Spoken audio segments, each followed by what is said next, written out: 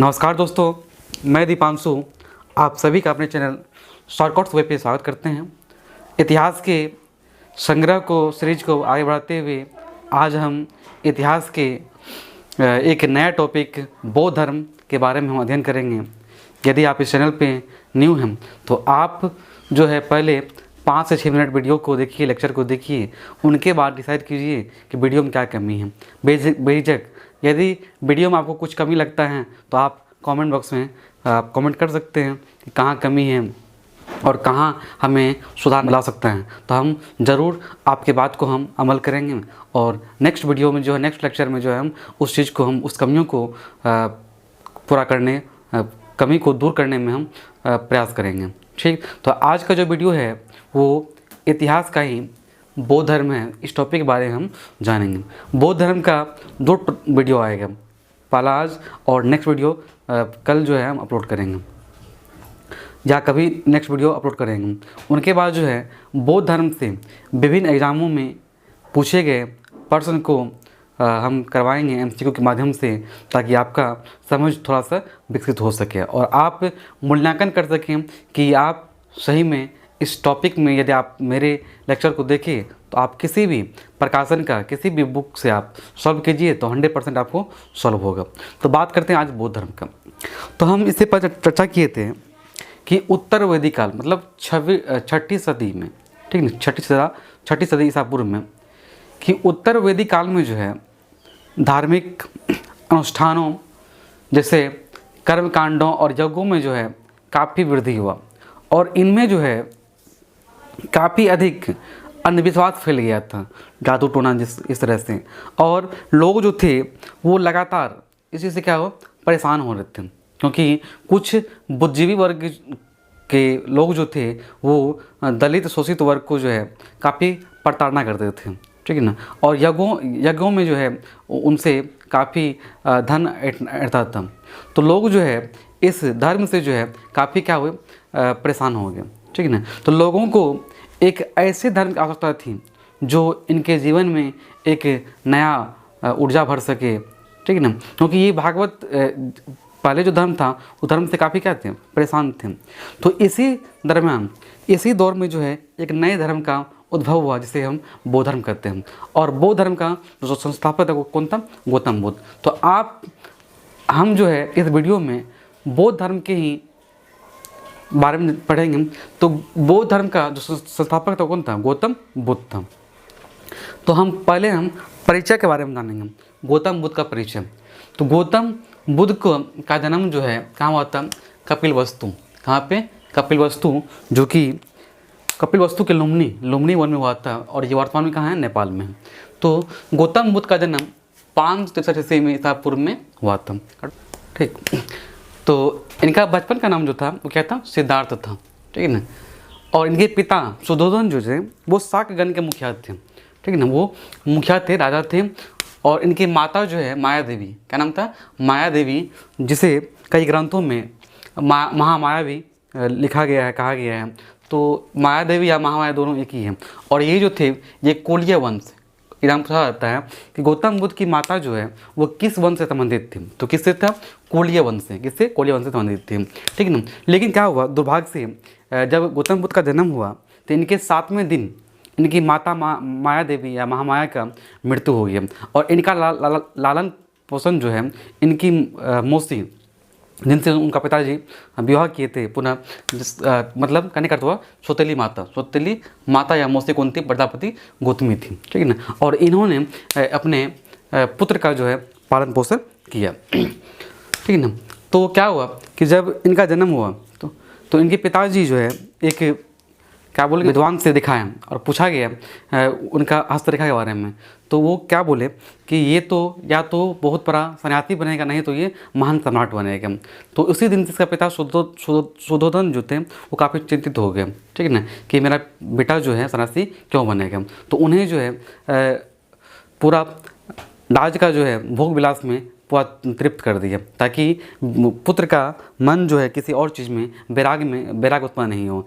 इन्हें सुख समृद्धि का जो भी वस्तु था उसे राजमहल में ही उपलब्ध करवा दिया और इन्हें किसी भी दुख से परिचय नहीं होने दिया, ताकि यदि ये दुख को देखेगा और दुख को समझेगा तो ये जो है इनमें वैराग उत्पन्न हो जाएगा। तो इन सभी चीज़ों से बचने के लिए उनके पिताजी जो है, ठीक है, इन्हीं चीज़ से बचने के लिए इनका बहुत कम उम्र 16 साल की उम्र में, मात्र 16 साल की उम्र में यशोधरा से विवाह करवा दिया। और इसी यशोधरा को कई ग्रंथों में गोपा या बिंबा या बदकचना कहा गया है, ठीक है ना। और इनके एक पुत्र भी हुए जिसका नाम क्या था, राहुल था, ठीक है।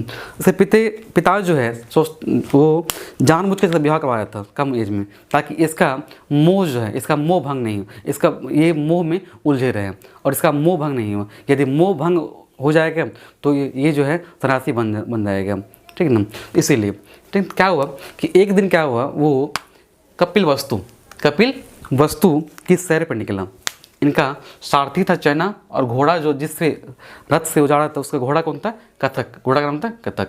तो जब अपने सारथी चना और कथक घोड़ा पे सवार होके और अपने राज का भ्रमण कर रहे थे, तो उस भ्रमण के दौरान इसे कुछ चीज़ें मिला।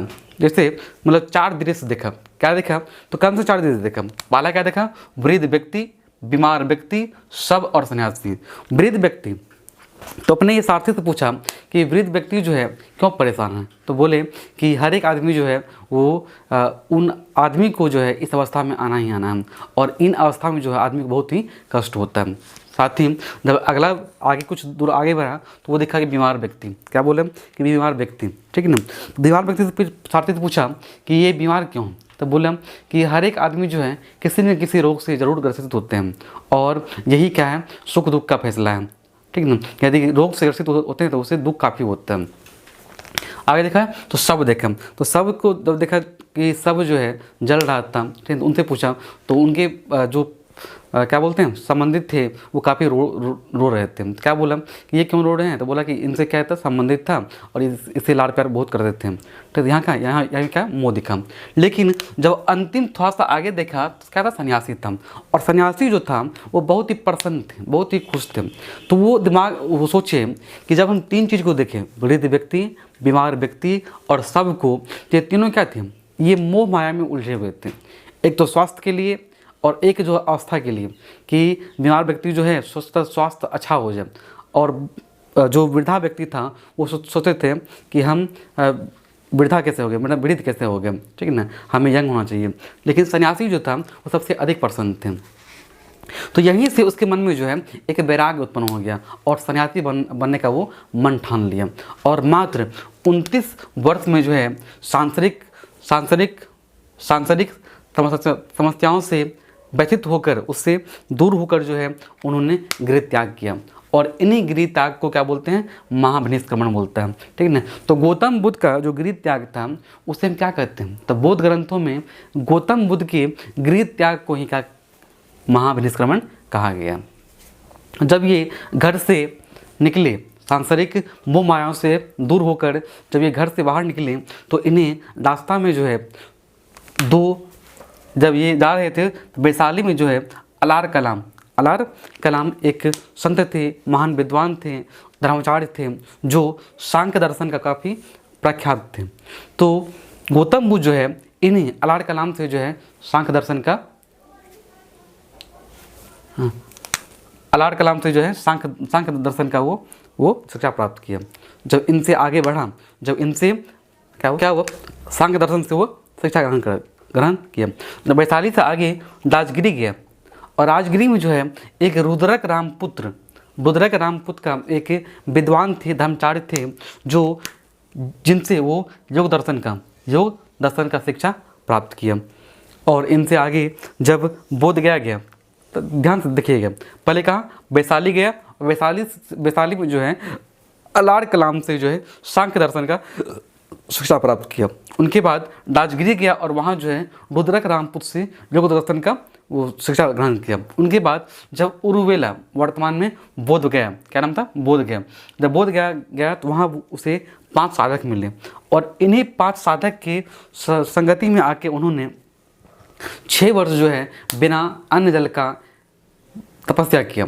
और इन 6 वर्ष के बाद उन्हें ज्ञान की प्राप्ति हुई, ज्ञान की प्राप्ति हुई। तो कहाँ हुआ, तो 6 वर्ष के बाद जो है वो पीपल वृक्ष, ठीक है ना, ज्ञान की प्राप्ति कहाँ हुआ, पीपल वृक्ष। और इसी पीपल वृक्ष को क्या बोलते हैं, बोधि वृक्ष, याद रखिएगा, इसे बोलते हैं हम बोधि वृक्ष कहा गया है, बोधि वृक्ष।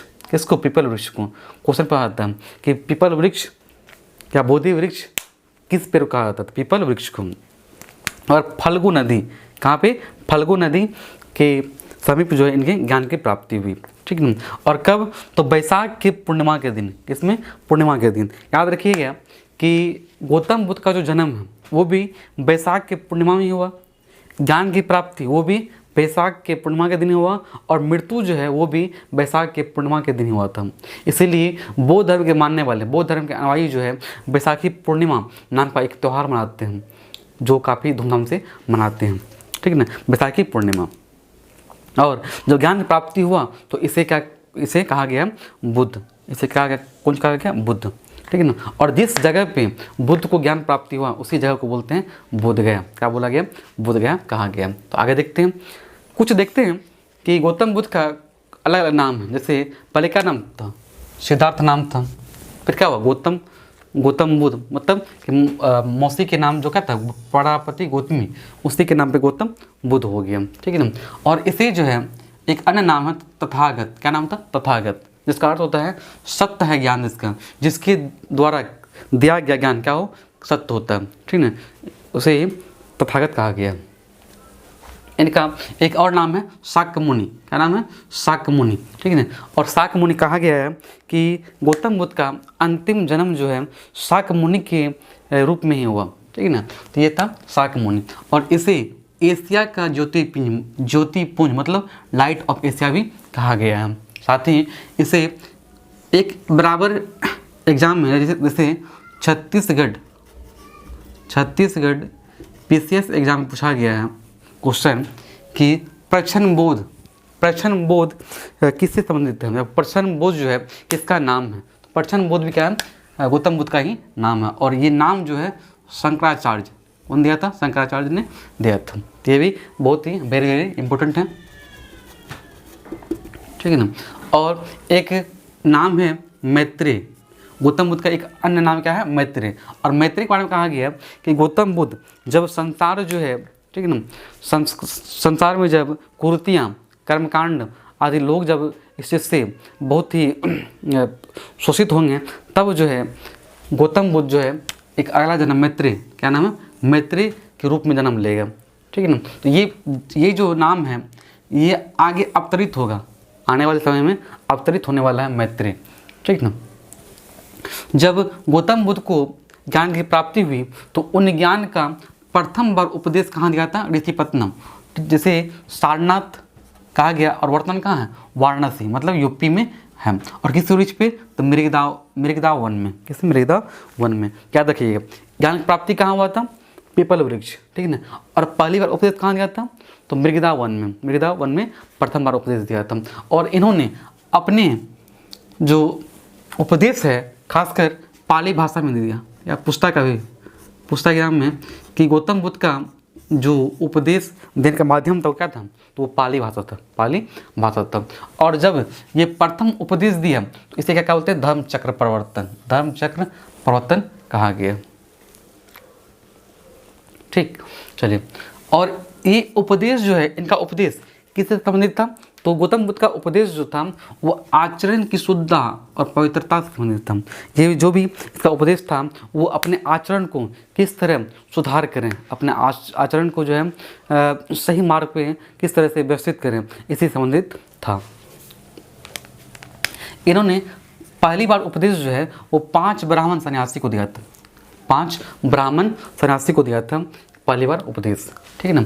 चलिए आप आगे देखते हैं कि गौतम बुद्ध से जो है संबंधित उनके जन्म से या ज्ञान प्राप्ति से कुछ घटनाओं को जो है एक चिन्ह से प्रदर्शित किया गया है बौद्ध ग्रंथों में। तो उन चिन्ह को और घटनाओं को हम थोड़ा सा ध्यान देखते हैं, पढ़ते हैं, ठीक है ना। उनके जन्म को जो है कमल या सांड से सूचित किया गया है।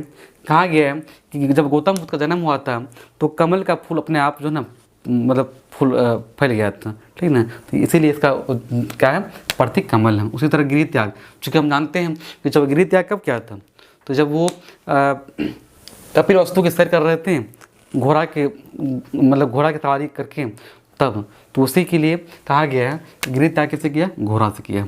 जबकि ज्ञान कहाँ हुआ था, तो पीपल वृक्ष में, तो पीपल से इसको ज्ञान को मतलब सूचित किया गया है, इंडिकेट किया गया है, और निर्वाण को पद चिन्ह से इंडिकेट किया गया है। चलिए ये हुआ निर्वाण, ठीक है। चलिए बुद्ध ने सर्वाधिक उपदेश जो है कहाँ दिया था, श्रावस्ती, ठीक ना, जो कौशल की राजधानी है। और इनके महत्वपूर्ण शिष्य कौन थे, तो महत्वपूर्ण शिष्य आनंद और उपाली हुए, जिन्होंने दो बौद्धिक ग्रंथ का निर्माण किया। वो आगे हम पढ़ेंगे वो ग्रंथ कौन सा था, आनंद और उपाली ने, ठीक है ना। और आनंद के ही कहने पर, चूँकि गौतम बुद्ध जो है अपने धर्म में महिलाओं को सम्मिलित नहीं करते थे, क्योंकि उनका कहना था यदि महिलाओं को हम अपने धर्म में, अपने संघ में सम्मिलित कर लें तो धर्म जो है बहुत जल्द ही समाप्त हो जाएगा, पतन हो जाएगा। इसीलिए वो महिलाओं को अपने संघ में सम्मिलित करने के पक्षधर नहीं थे। लेकिन उनके शिष्य जो थे आनंद, ठीक ना, आनंद के कहने पर जो है महिलाओं को अनुमति संघ में दिया। कौन, गौतम बुद्ध ने दिया, ठीक है ना। और जब महिलाओं की अनुमति संघ में हुआ तो उसके पहले शिष्या कौन थी, प्रजापति गौतमी। काम था प्रजापति गौतमी, वही प्रजापति गौतमी जिन्होंने इनका लालन पालन किया था, ठीक है ना। और एक और थे अमरपाली, ये जो थी ये वैशाली की नगर वधु थी, आप सोच सकते हैं कि इसका विस्तार, इसका विकास किस तरह था, ठीक है ना। और अमरपाली जो है बौद्ध धर्म को क्या किया, वो भी इनके अनुयायी हो गए, ठीक है ना। जब अपने मत प्रचार करते हुए, जब अपने धर्म को प्रचार कर रहे थे, मत प्रचार कर रहे थे, तो ये कहाँ पहुँचे, पावा मल, ठीक है ना, मल की राजधानी पावा है। जब पावा पहुँचे तो वहाँ इनके शिष्य जो थे, अनुयायी थे, कौन था, चुंद, ठीक है ना। चुंद के द्वारा गौतम बुद्ध को जो है सुअर का मीट, किस चीज़ का, सुअर का मीट, सुअर का मांस खिलाया गया। और इसी सुअर के मांस खाने के बाद गौतम बुद्ध जो है काफ़ी पीड़ित हो गए और उन्हें अतिसार रोग हो गया। कौन सा रोग हो गया, अतिसार रोग हो गया। और अंतिम क्षण में जब वो कुशीनाड़ा पहुंचा, कहाँ पहुंचा, कुशीनाड़ा, तो अंतिम उपदेश जो है उस किसको दिया, सुभद्र को। किसको दिया, सुभद्र को, ठीक है ना। बराबर ये हम कहा जाता है कि गौतम बुद्ध के अंतिम शिष्य, मतलब अंतिम शिष्य जो है जिसको अंतिम बार उपदेश दिए थे वो कौन थे, सुभद्र थे। कौन थे, सुभद्र थे। और मात्र 80 वर्ष की आयु में, 80 वर्ष की आयु में जो है 483 ईसा पूर्व में इसकी मृत्यु होगी। और इनके मृत्यु का कहा गया महापरिनिर्वाण। कौन कहा गया, महापरिनिर्वाण कहा गया। जब इनकी मृत्यु होगी तो इनके मृत्यु के पश्चात इनके अवशेषों को जो है 8 भाग बांटकर और वहाँ पर उस 8 भाग को अलग अलग जगह पर स्थापित गया। और उनके स्थापित के ऊपर कई स्तूप निर्माण किया गया है, ठीक ना। क्या है कि इनके शरीर के अवशेषों पर जो है 8 भाग करके और उस पर जो है स्तूप निर्माण किया गया है। ये था बौद्ध धर्म के जन्म से लेके मृत्यु तक बात की। अब गौतम बुद्ध की, ठीक है ना, कुछ विशेषता, मतलब बौद्ध धर्म की कुछ विशेषताओं को जानेंगे। बौद्ध धर्म जो थे वो मूलतः कहते हैं अनिश्वरवादी, ठीक है ना। मतलब कि इसमें जो है आत्मा की परिकल्पना नहीं की गई है कि आत्मा होता है, ठीक है ना। इसका 2 कथन बहुत ही महत्वपूर्ण है, प्रचलित है। पहला क्या है कि संसार अस्थिर और क्षणिक है। संसार क्या है, अस्थिर है, ठीक है ना, संसार स्थिर नहीं है और क्षणिक है, ठीक है ना। इसी क्षणिक से कहा एक सिद्धांत है क्षणिकवाद का सिद्धांत। तो क्वेश्चन आता है कि क्षणिकवाद का सिद्धांत जो है वो किस धर्म से संबंधित है, तो किससे संबंधित है, बौद्ध धर्म से। किससे, बौद्ध धर्म से संबंधित है। अगला कथन क्या है, विश्व दुखों से भरा हुआ है। और ये कथन गौतम बुद्ध जो है जब उपनिषद को पढ़ा तो उन्हीं उपनिषद से ये विश्व दुखों से भरा हुआ कथन को उन्होंने संग्रहित किया, ठीक है ना। और इन्हीं दुखों पर जो उन्हें कहा गया कि बुद्ध ने सांसारिक दुखों के संबंध में 4 सत्य बताया, ठीक है ना। कि दुख क्यों आता है, तो आदमी का जब तृष्णा बढ़ती है, ठीक है ना, तृष्णा मतलब कि आपको जो इच्छा होगा, अत्याधिक इच्छा होगा, अत्याधिक इच्छा होगा, तृष्णा होगा, ठीक ना। तृष्णा होने के कारण क्या होता है, दुख आता है। और ये दुख जो है एक नहीं दो नहीं, ये दुख जो है समुदाय के रूप में आता है। किस रूप में आता है, समुदाय के रूप में आता है। और दुख के निरोध मतलब दुख के रोकने के कुछ रास्ता बताए, उपाय बताए, इसे दुख निरोध नामनी कहा गया। चार क्या है, चार आर्य सत्य। इन दुख से मुक्ति हेतु अष्टांगी मार्ग दिए गौतम बुद्ध ने। 8 मार्ग दिए। क्या मार्ग दिए, सम्यक दृष्टि, सम्यक आचरण, सम्यक वाणी, सम्यक कर्मांत, सम्यक आजीव, सम्यक व्यायाम, सम्यक स्मृति, सम्यक समाधि। और इन 8 यदि मार्ग को आप अपने जीवन में उतार लें तो आपको दुख कभी नहीं आएगा। गौतम बुद्ध का नाम है कि ये 8, चूँकि 8 को लिखने में समय आता तो आप याद कर लीजिएगा। सम्यक दृष्टि, सम्यक आचरण, सम्यक वाणी, सम्यक कर्मांत, सम्यक आजीव, सम्यक व्यायाम, सम्यक स्मृति, सम्यक समाधि, ठीक ना। ये 8 क्या है, अष्टांगी मार्ग है, याद रखिएगा, ठीक ना। बुद्ध ने मध्यम मार्ग का उपदेश दिया, मध्यम मार्ग को वो अपनाया, ठीक ना। बौद्ध धर्म के 2 अनुयायी थे। पहला क्या था, भिक्षुक, दूसरा क्या था, उपासक।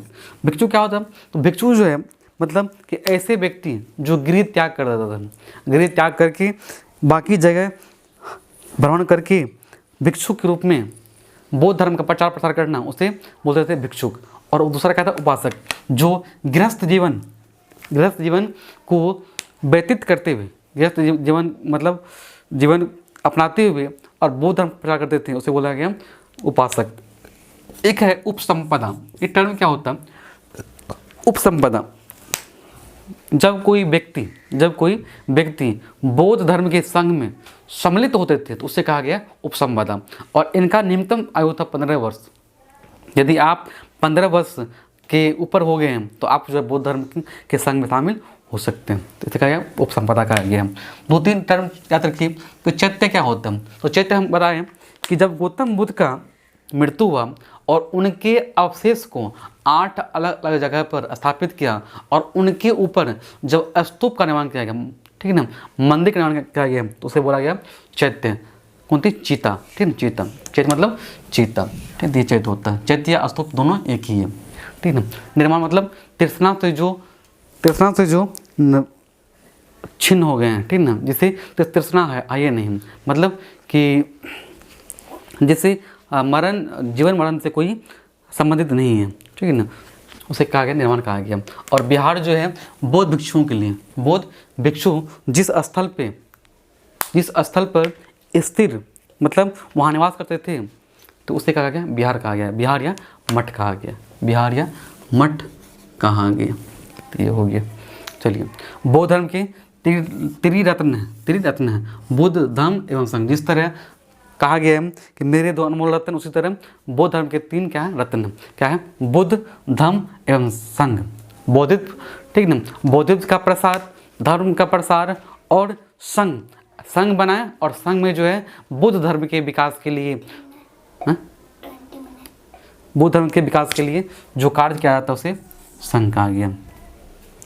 चलिए, कुछ बौद्ध संघ थी। जब गौतम बुद्ध का मृत्यु हो गया तो उनके बाद जो है कुछ बौद्ध संगति हुआ, ठीक है ना।